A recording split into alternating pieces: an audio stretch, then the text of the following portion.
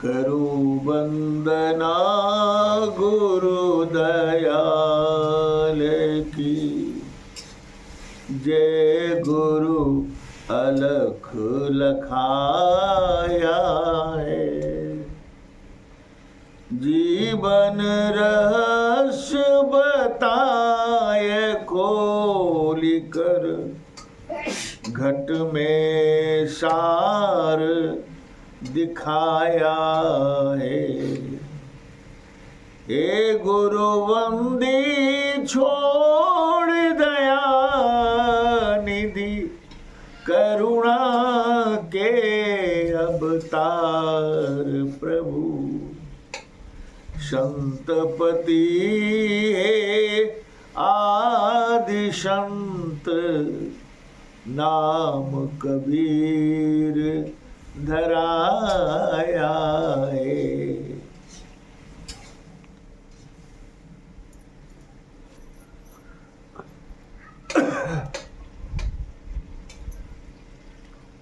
अध्यात्म प्रेमी सज्जन का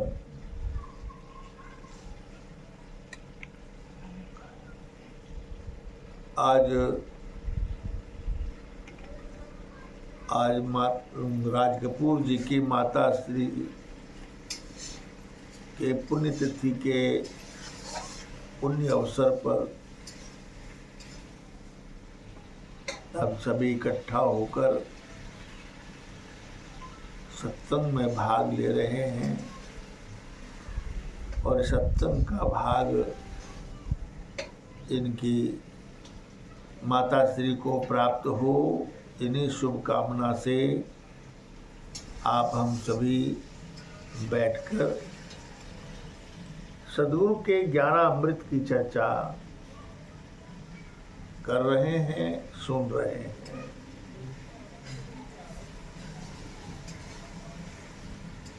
सद्गुरु बंदी छोड़ कबीर साहेब इस संसार में समय समय से प्रकट होकर जीवों को चिताया है, चिताते हैं, और कभी तो अपनी स्वाति को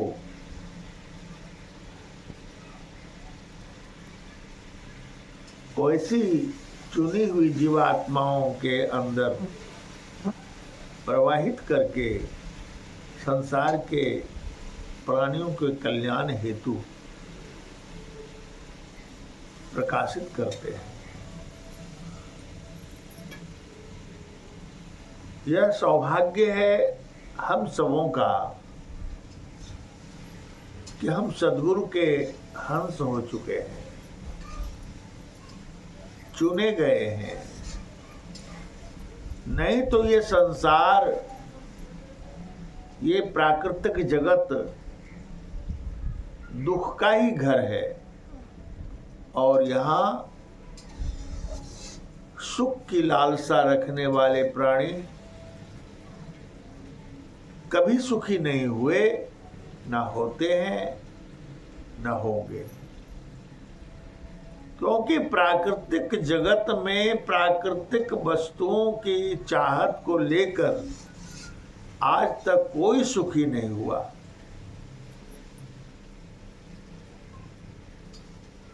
सुख स्वरूप तो परमात्मा है, जिस परमात्मा के गुण परम आनंद है। सारी जीवात्मा सुख भोगने की चाहत में संसार में यत्र तत्र चक्कर लगा रहे हैं।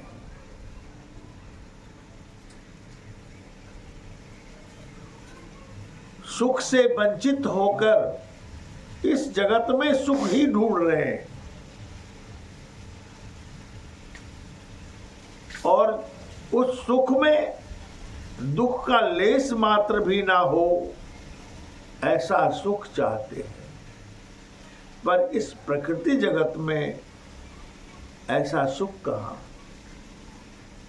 यहां तो क्षणिक सुख है, और क्षणिक दुख है।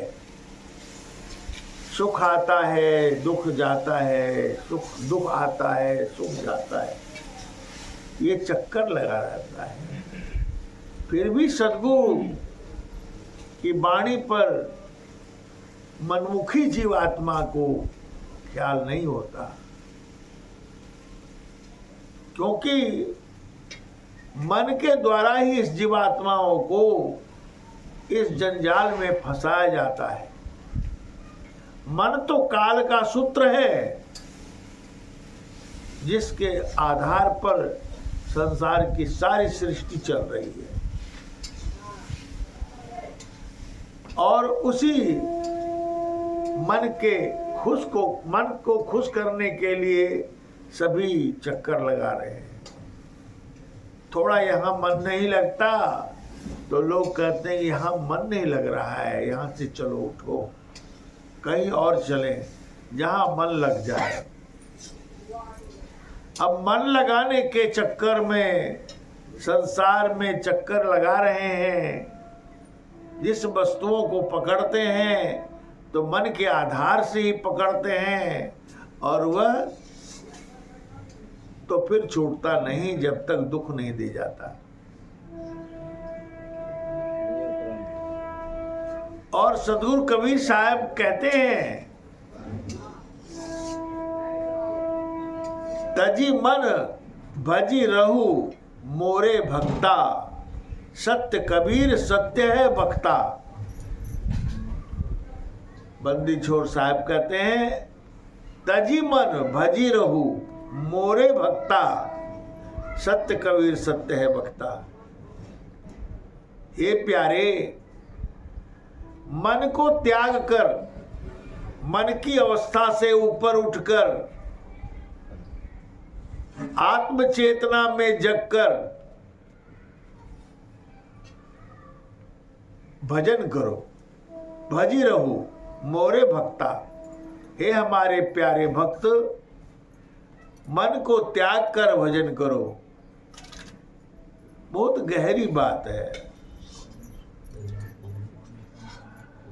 यह कौन कह रहे हैं?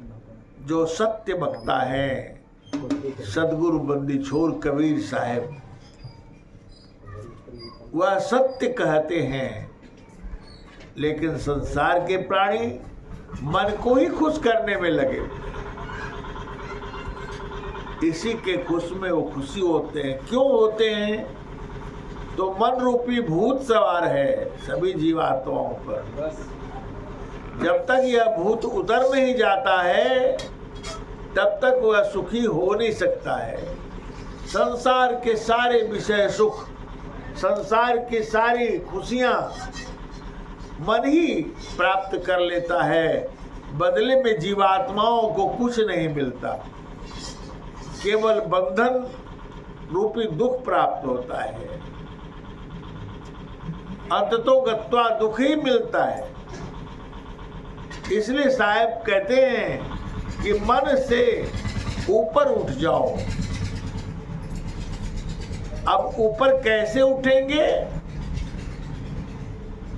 जबकि साहब ने धर्मदास साहब को समझाया, चिताया कि निह अक्षर से अक्षर भया, अक्षर से क्षर होए, अक्षर से मन उपजे, मन में सृष्टि समोए।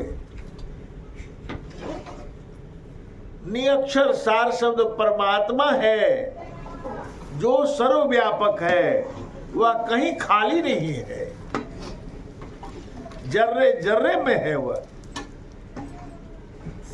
वह न आता है न जाता है, न मरता है न जन्म लेता है। वह परमात्मा का अवतार नहीं होता है। वह सार शब्द परमात्मा है, जो सर्वव्यापक, सर्वनियंता, सर्वसाक्षी, सर्वाधार, सर्वेश्वर, अविगत है। वह कहीं खाली नहीं। उस अवस्था को जाने के लिए, उस अवस्था को पहुंचने के लिए हमें मन इंद्रियों से ऊपर उठना होगा। और जब हम मन इंद्रियों से ऊपर उठकर, प्राकृतिक दायरे से ऊपर उठकर चेतन दायरे में विलोम करेंगे और उसी आधार से चेतन चेतन की भक्ति होगी और चेतन चेतन में परम आनंद की उपलब्धि होगी, जिसे हम सच्चिदानंद प्रभु कहते हैं। उस सच्चिदानंद परम पिता परमेश्वर की भक्ति के लिए साहेब कह रहे हैं कि तजी मन भजी रहो मोरे भक्ता, सत्य कबीर सत्य है भक्ता। सत्य बात कहा साहेब ने, और उसी प्रभु की भक्ति करने के लिए इस संसार में सारी जीवात्माओं को संकेत है। तो सदगुरु कबीर साहब इतना बड़ा उपकार किया हम सबों के लिए। हम सब हैं कि इस बात पर ख्याल नहीं करते। साहब कहते हैं संसार में क्षण मात्र का सुख है और अंततो गत्वा दुख का सागर है, दुख का कोट है। आप विचार कर देख लें, संसार की किसी वस्तु को उठाकर देख लें, जो अति प्रिय है वह क्या परमानेंट सुख देता है? नहीं देता है, क्योंकि बदल जाता है। हर व्यक्ति का मन बदल जाता है, प्रकृति का हर स्वरूप बदल जाता है, तो फिर एक जैसा सुख कैसे मिलेगा? लेकिन संसार में साहब कहते हैं खाया पिया घाय के, सोया पांव पसार, मूर्ख मन जाना नहीं क्या हम और क्या संसार। ना तो स्वयं को जान पाया, ना संसार को समझ पाया। इन दोनों को समझना अति आवश्यक है, और इसके लिए घर द्वार छोड़कर जंगलों में भटकने की आवश्यकता नहीं है। परिवार परिजन को त्याग देने की आवश्यकता नहीं है। यह कार्य तो आप घर में रह करके कर सकते हैं, परिवार में रहते हुए समय निकाल कर करना होगा। अब अक्सर क्या होता है, यह आदमी जब कमाने लगता है तो पैसे कमाने का धुन सवार हो जाता है। कोई मकान बना रहा है तो 5 मंजिल 6 मंजिल बना पाऊं, ऐसी लालसा हो जाती है। कोई धन का ढेर लगाने लगता है तो धन इतना हो जाए कि मेरे बाद और अगल बगल में किसी को उतना धन ना हो। अब ये बीजारोपण जो हो जाता है मनुष्य के मन में, यह तो काल स्वरूप है। मन की इच्छा अनंत है, मन के मते न चालिए, मन है पक्का चोर। और मन के गति में जो प्राणी रहता है कभी सुखी नहीं हुआ, न होता है, न होगा। लगे हैं संसार के सारे लोग मन को खुश करने के पीछे। साहब कहते हैं ये तो जीवन है, संसार है, इसी गतिविधियां इसी प्रकार की है, चलती रहेगी। लेकिन तुम मत सो जाओ, तुम जगे रहो। साहब ने शब्द से पुकार कर कहते हैं अबधो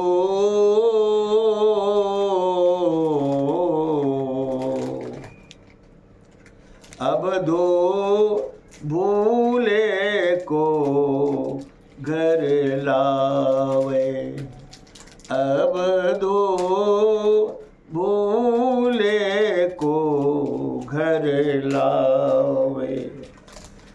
सो सद्गुरु मोहि भावे, अबधो भूले को घर लावे। घर में योग भोग घर ही में, घर में योग भोग घर ही में, घर तजी बन नहीं जावे।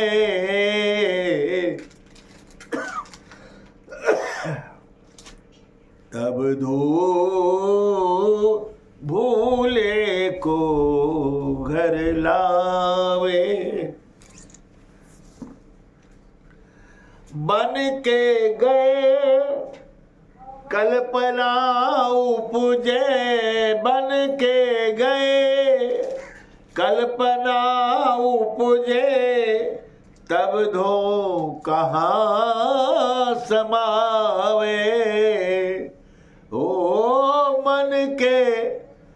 बन के गए कल्पना उपजे, तब धो कहाँ समावे। घर में जुगती मुक्ति भी घर है, घर में युक्ति मुक्ति घर ही में, जो गुरु अलख लखावे। अब भूले को घर लावे, अब भूले को घर लावे।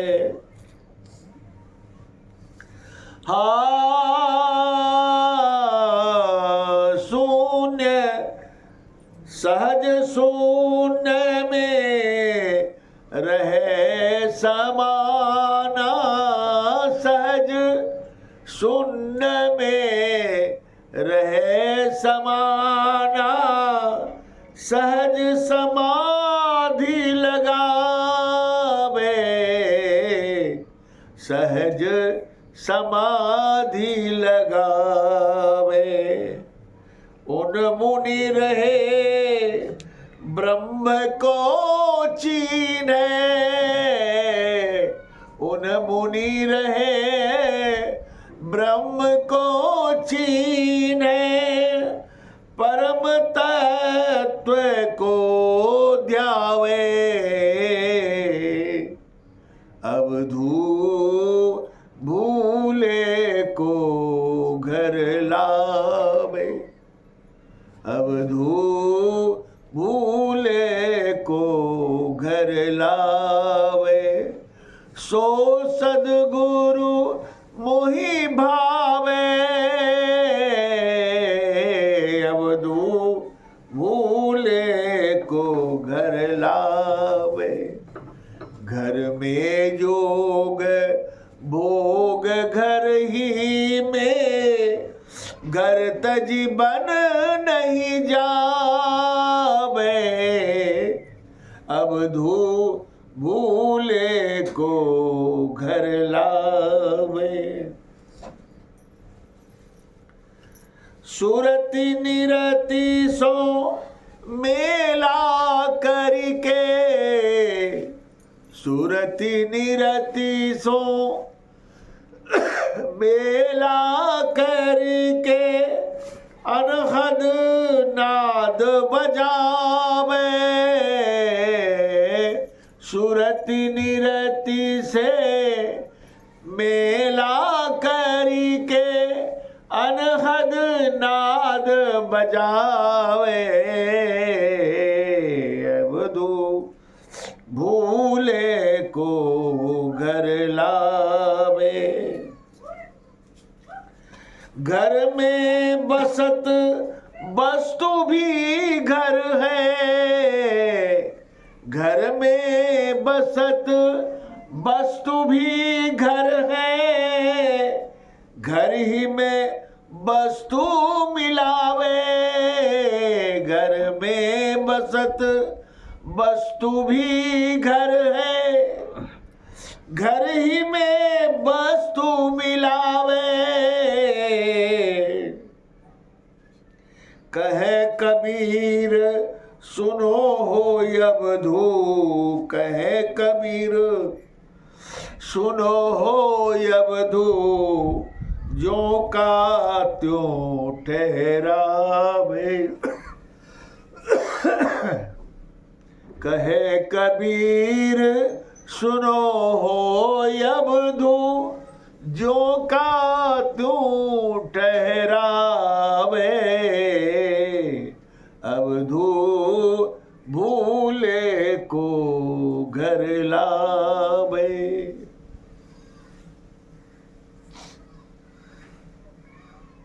प्रेमीजन, साहब सारी बात खोल कर रख दी हम सबों के लिए। अवधू भूले को घर लावे। अवधूत जो है गोरखनाथ जी से संवाद होते समय कहा कि हे अवधूत, भूले हुए को जो घर ले आता है वह सद्गुरु मुझे बहुत अति प्रिय है। वह सद्गुरु मुझे अति प्रिय है। घर में जोग भोग घर ही में, घर तज बन नहीं जावे। घर में सारे उपलब्धियां हैं, सब कुछ है, भोग उपभोग की। घर से बाहर जाने की आवश्यकता नहीं है। घर तजी बन नहीं जावे। और वन में चले गए तो घर की कल्पना उत्पन्न होने लगी, बच्चे की, परिवार की, समाज की कल्पना मन में उठने लगी। तो साहब कहते हैं कि गए से क्या हुआ?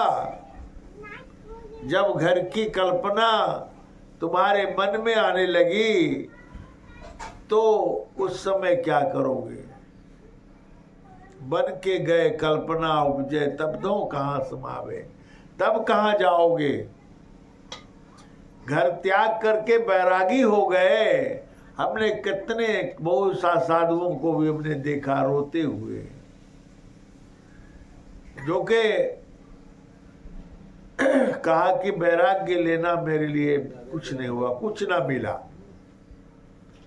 हमने कहा भाई आपने तो तैयारी करके वस्त्र भी पहन लिए और कह रहे हैं कि तैयारी होना अभी बेकार हो गया, कुछ नहीं मिला।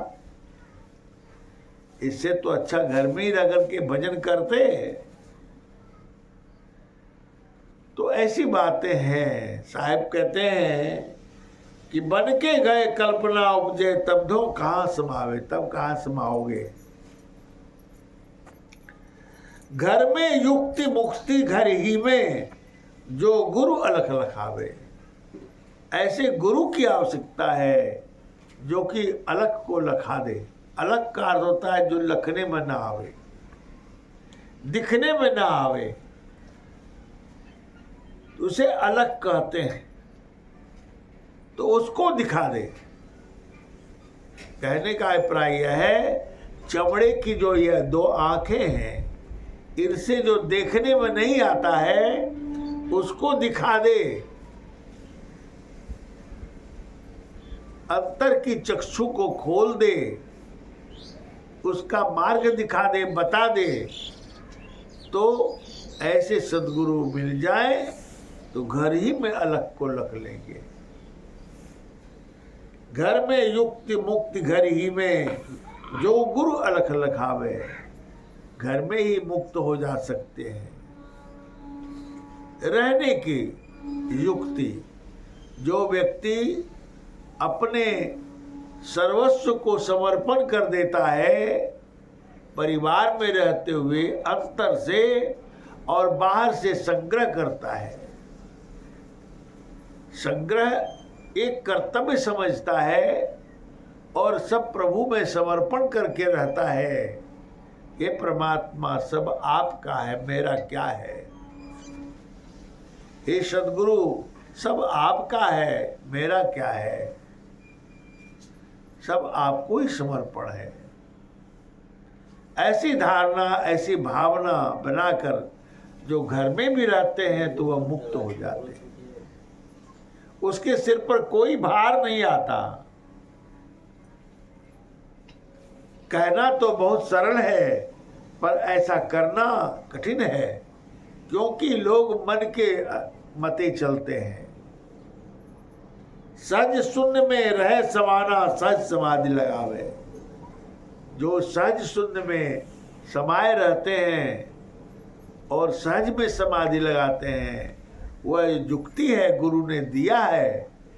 उस युक्ति से जो सही रूप में चलते हैं तो वह वास्तव में संसार के सारे सुखों को भोगते हुए भी वह नहीं भोगते हैं, उससे बरी रहते हैं, उससे ऊपर उठे रहते हैं।